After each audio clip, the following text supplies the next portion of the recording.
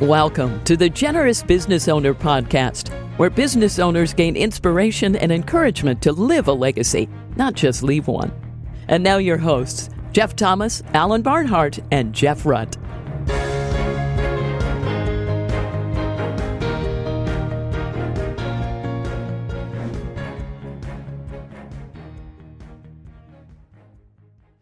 Welcome, everybody, to this week's Generous Business Owner Podcast. My name is Jeff Thomas, and I've got our co-host with us today, Jeff Rutt. Jeff Rutt, say hello to the people. Hello to the people. Hello to the people.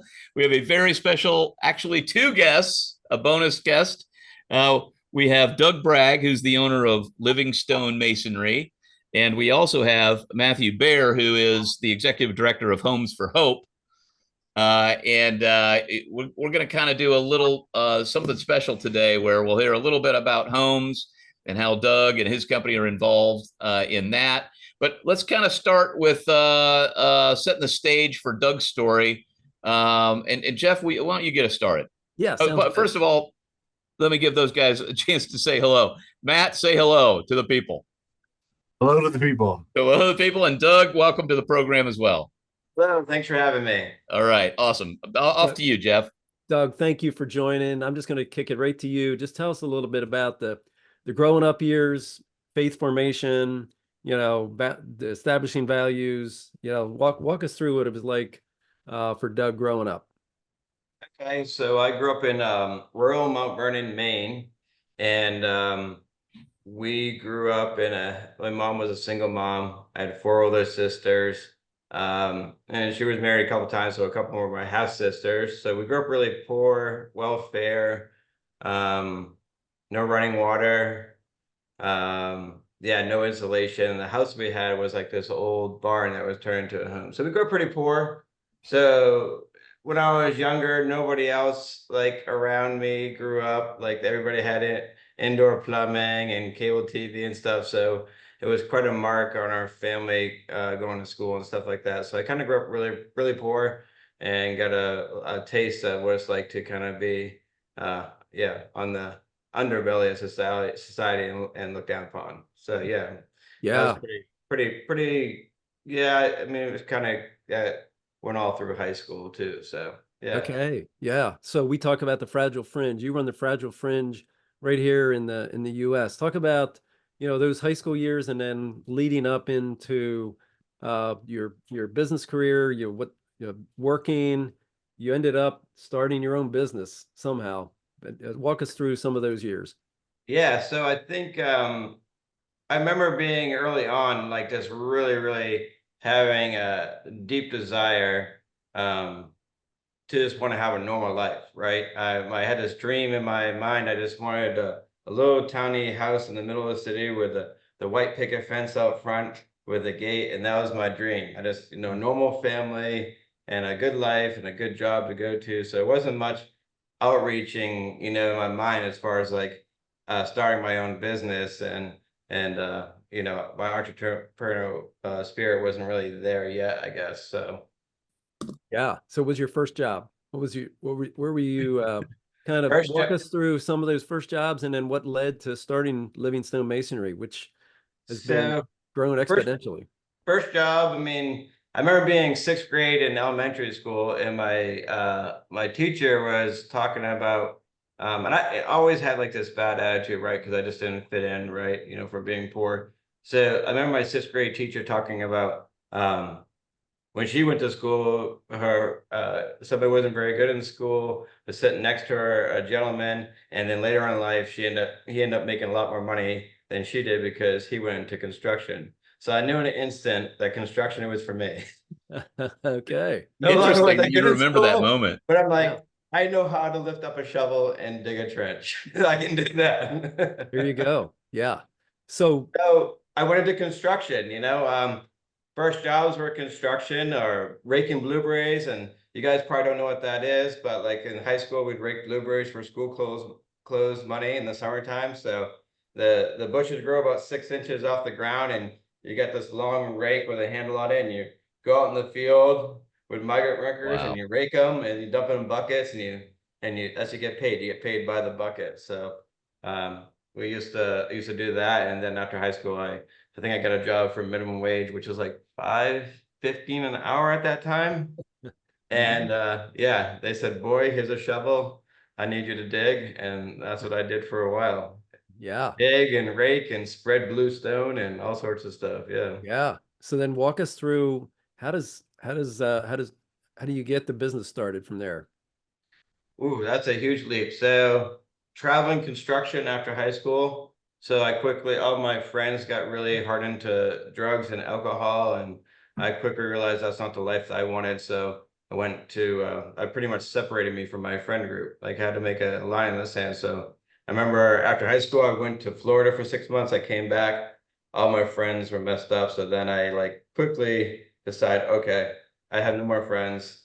I got a job with a construction company, and I started traveling up and down the East Coast, doing construction and living out of hotels. So yeah, went home for the weekend once, met my wife at a house party. She was up visiting from Lancaster, Pennsylvania. Woohoo! The county that I love and is blessed. Yeah, so, and then I ended up moving down here to see about a girl about 22 years ago. And Wow. now we That's have awesome. 6 kids, and life is amazing, way better than I could have ever imagined or hoped for. Wow. Yeah. Wow. Lot to So be grateful for. That's yeah, awesome. absolutely. Every single day. A lot more than I ever dreamt of. So how I got started in business for myself, like, I've always worked jobs where there was bosses who didn't really want to teach you anything. They just wanted to lord over you and have you to obey orders, no matter how it made sense or didn't make sense.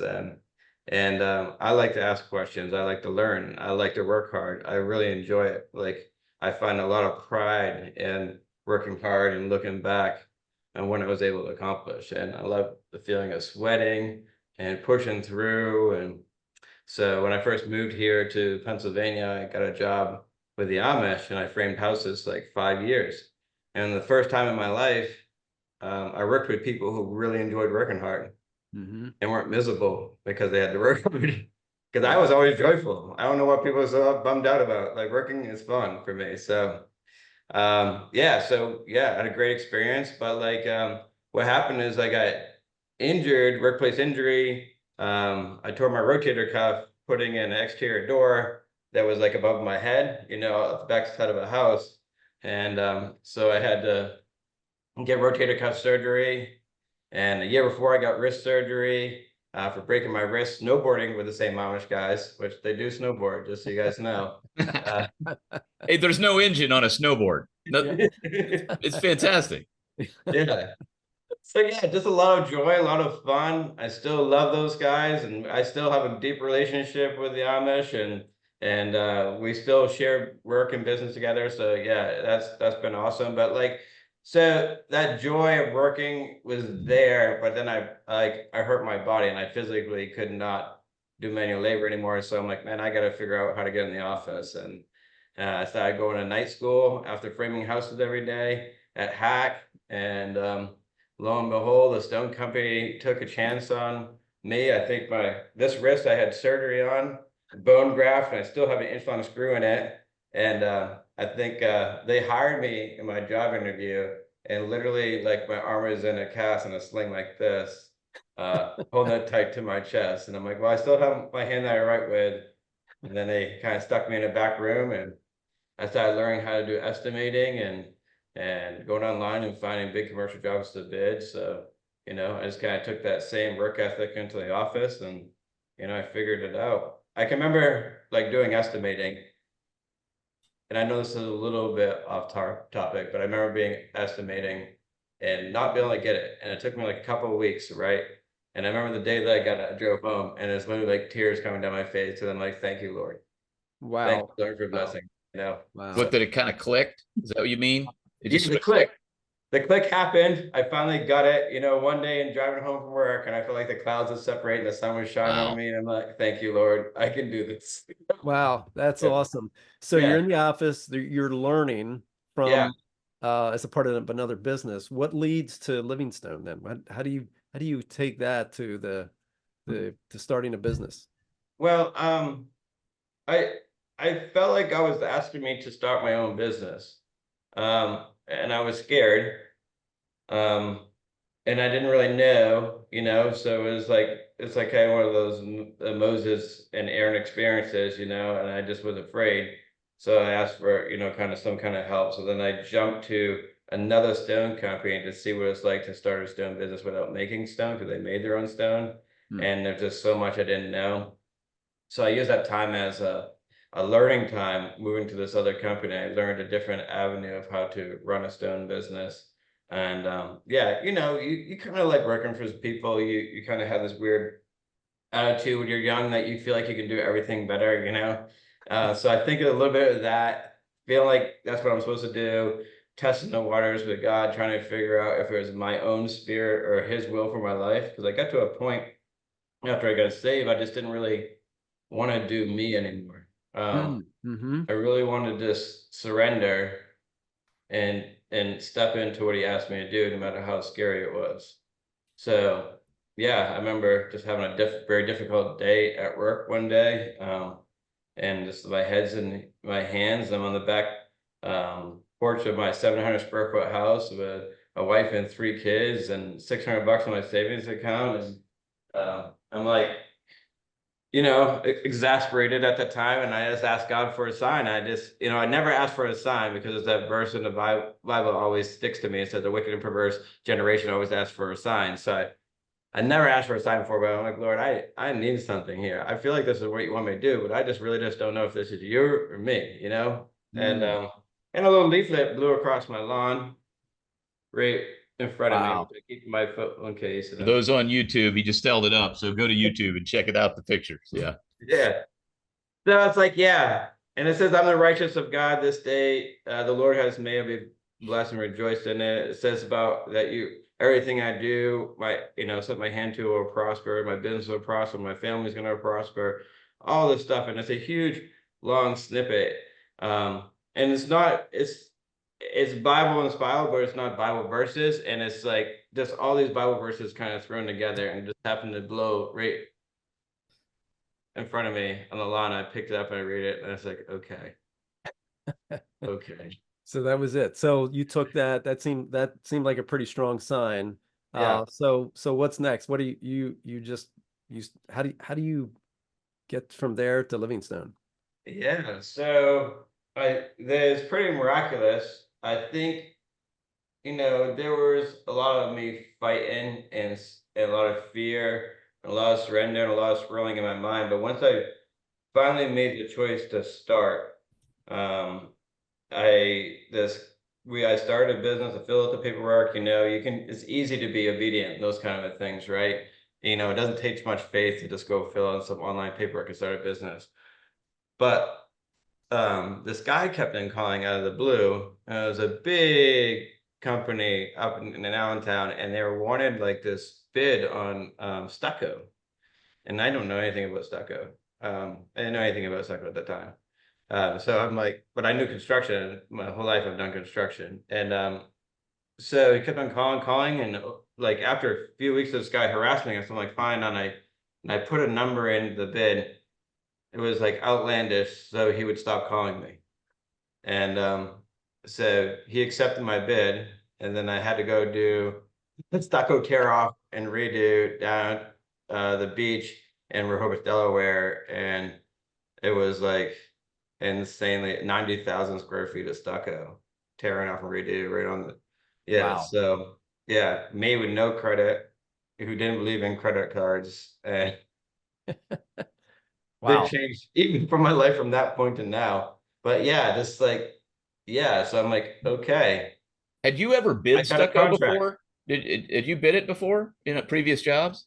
I did estimating, so I had experience of estimating, and I bid stuff, and I knew how to like go and figure Yeah, out so it costs. wasn't complete. You just picked a high number, but you knew it was in the realm of, Right. It's not like you hadn't done it before, which is Yeah, it was like, this is what I would want. right. Times it if I could possibly do this, and then times that by 2. You know what I mean? So you leave me alone, kind of a thing, How many people did you have to bring along with you to do that? So it was very interesting. I only hired a friend of mine, only 2 other people at that time. Well, Yeah. one at first, and then one like a couple months later. But yeah, so only hired one at that time, and So I that just was the start of it. And it sounds like that that was was a profitable job, fortunately, right? yes, very, And then very. what happened next? I mean, that's a big job, kind of kick-started you. Did that kind of give you the confidence to keep going? Did you sort of shift the stone then, or what was the next job? Well, the next thing is that okay, so I have a friend who does stucco, and comes out of Philadelphia, and he Ryan Holmes is asking him to do stonework, and he doesn't do stonework, he does stucco work. So he like funneled all the work to me because he's my friend. So I took all his purchase orders, and he already had an account with Palladium Stone, which is a $1 billion company to get stone. And here I am with no credit, sitting down there on the beach doing stucco work. And I was like, sure, we can do that. We should have, So then we started doing a couple of fireplaces with Ryan Holmes. And then we get our name out there and get our account established with them through O'Boyle Stucco. And then through that, I think Keystone was having some issues with their stone contractor. This is all within the first 6 months, right? So it's Ryan Holmes right away giving me work, who is a national builder, and then Keystone Custom Homes, Jason Sherman at the time is calling us to get pricing, and because they're having some issue with their current stone company. So the timing was just like perfect, right? Because like Jeff honors all his trade partners, and it's probably impossible for anybody else to come in and get work that's been with him for such a long time. So the time was just so God ordained, it was ridiculous. And yeah, so with that money from all that we made at that beach job, like without that money, we'd never had the money to finance stepping into business and partnering with Keystone. So I'm just like so beyond. My But mind was just blown I away. love that Yeah. story. I mean, you tell it like when was that first stucco job? How long ago? What year was that roughly? 2012.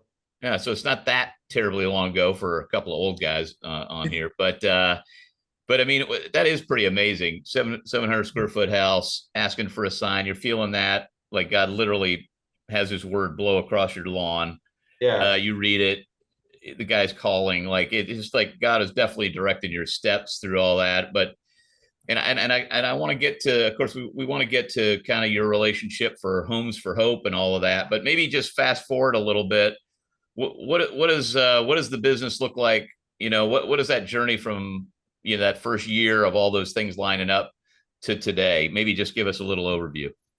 Okay. Yeah. No, that's it's been amazing. Just trying to be faithful. I remember the beginning years. And partner with Homes for Hope, and trying to figure out. Like I was just saved at this time. Like I just gave myself my like right before I started my own business was right at the same time I got saved. Wow. So then I'm like I don't have any mentorship. I'm reading the Bible for the first time, trying to figure out where I should start, where I should go with all this Yeah. stuff, and I have no idea, right? Like I Yeah. didn't grow up Christian around Christian people, so I think like during that process of trying to figure out the right way to honor God, and be faithful in all things that I did, and really starting the business to be a place that honors God in all things and put God's first, with So, finances and just surrendering like my will for His will, not being about how much money I can make for myself, but how can I honor God? How can I be good to employees? How can I honor the people come alongside me? I remember we wouldn't like I would pay people before I even paid myself, Yeah. and and and Doug, trying to start. I love that piece in your story earlier Yeah. when you were doing the stucco job and Ryan Holmes is offering you work and you said, yeah, we can do that. And the we was, it's not a very big we, And when but I say we, I mean me. that's a that's Yeah. Yeah. that's a faith-filled statement right there. I just love that. But Yeah, one yeah. of the reasons and 2012 too in the building industry, that was a rough time to be starting a business and growing a business. So you could really see the Lord's hand in your story there.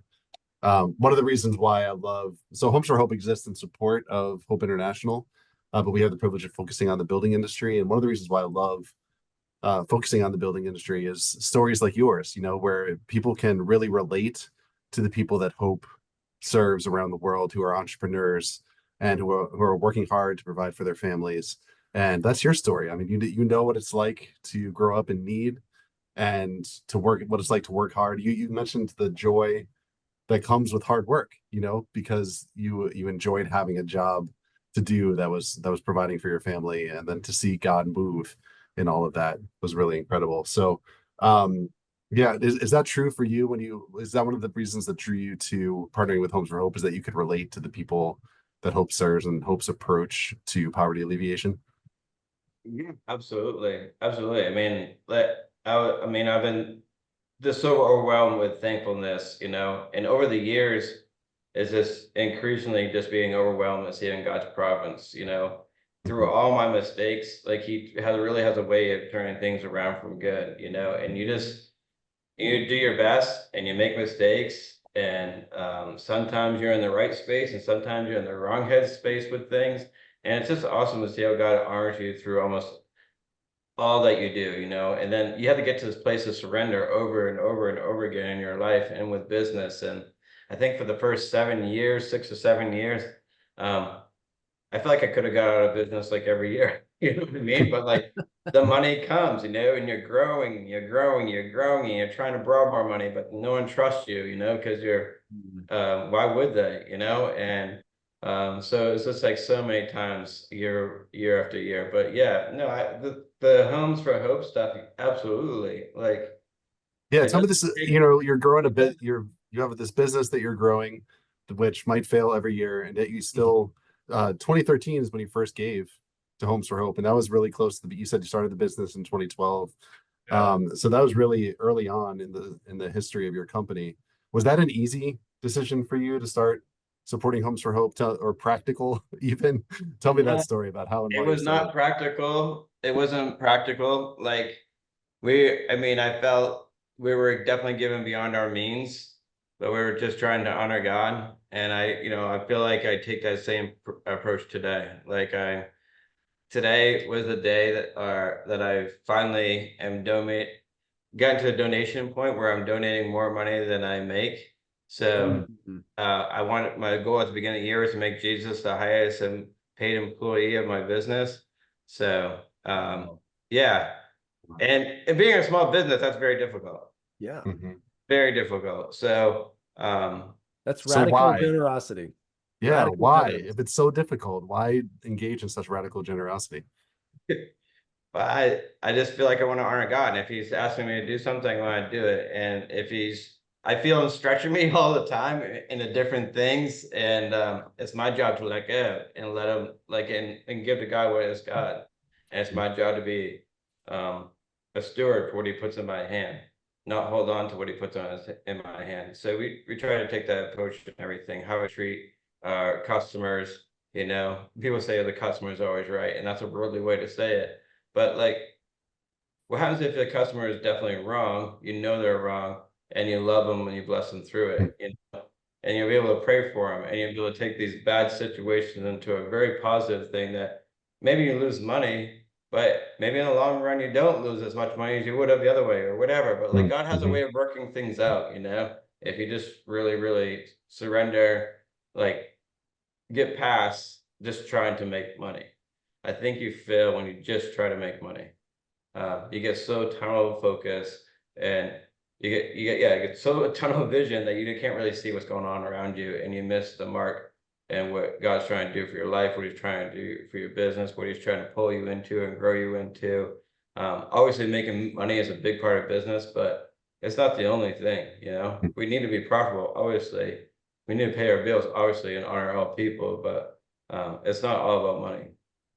And it seems like the Lord has honored your choices here as you have sought to honor Him with your business. He has in turn blessed your business. You were talking with me at an event we were at recently together about how you've really started to scale your company recently. And that's on the heels of some hard decisions, right? So could you tell us about how making those hard decisions led you to have the kind of freedom you need to scale, and then what some of the plans you have for the future of your company are? Where do you want to see it in the next 10, 15 years? Where do you want to take it? I want to continue the same path. I mean, I think the scaling of our business definitely I think the more I let go, the more God's able to bless, and the more less control freak I could be, and like trust situation what God's doing, and then just try to like trim the plant instead of like you know just like lop off a branch and graft another one in, kind of a thing. So I think that there's so many moving parts with the business, but yes, it definitely, God has honored it exceedingly. Like last year was a record year for us. This year looks like it's going to be another record year. I think this year we've sold as much commercial work this year than we have in the first 10 years of business put together. So Wow. yeah. And my accountant was like telling me yesterday I need to start buying more stuff. I'm like, okay, I don't.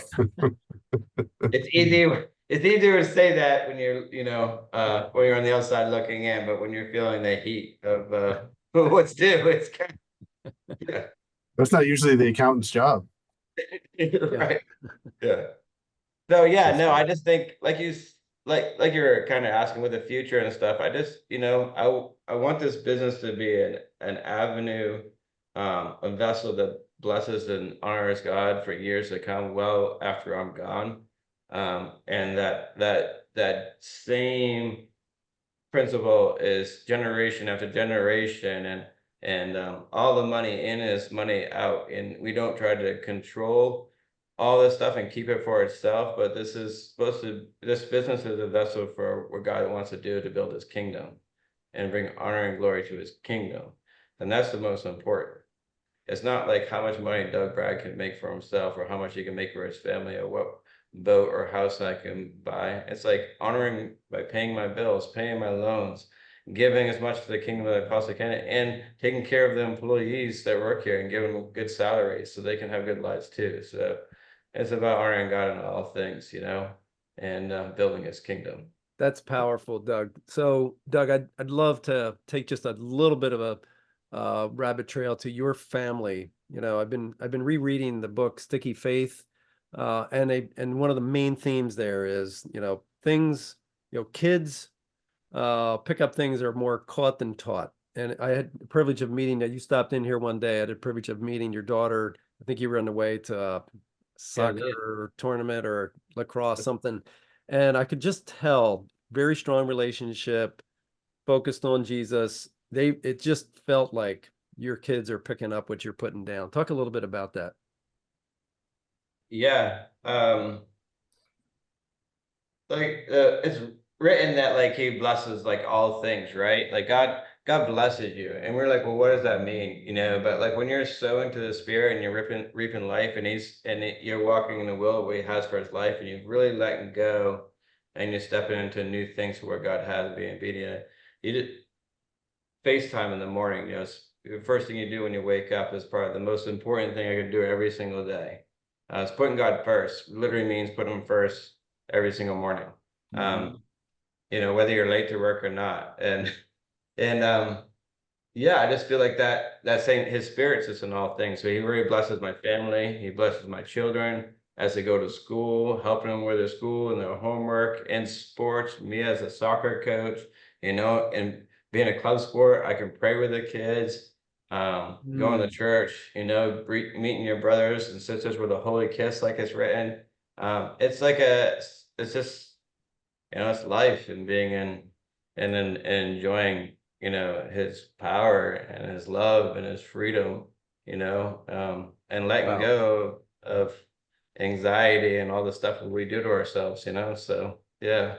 Hey, Doug, before we wrap up, I think one other group that we haven't talked that much about, you mentioned, so I love talking about your family and your own path, but also you talked about really wanting mentors, I think, in the business, but even, in your faith and that sort of thing. And now you've got a lot of employees.